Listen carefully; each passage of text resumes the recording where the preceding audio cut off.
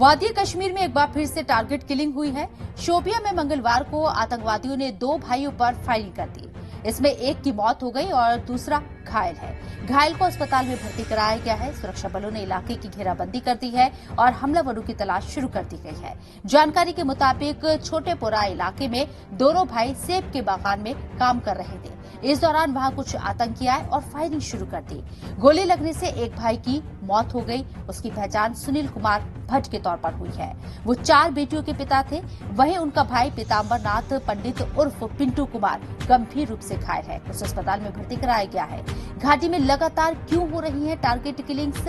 इसके पीछे पाकिस्तान का हाथ बताया जा रहा है। खुफिया एजेंसियों के मुताबिक टारगेटेड किलिंग पाकिस्तान की कश्मीर में अशांति फैलाने की नई योजना है। माना जा रहा है कि इसका मकसद आर्टिकल 370 हटने के बाद जम्मू कश्मीर में कश्मीरी पंडितों के पुनर्वास की योजना पर पानी फेरना है।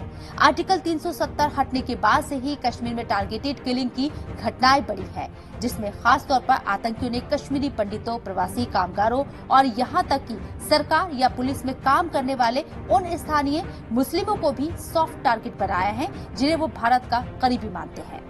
ये खबर आप देख रही हैं जी सलाम के डिजिटल प्लेटफॉर्म पर शबनम हसन के साथ। ऐसी खबरों के लिए आप बने रहिए जी मीडिया के साथ।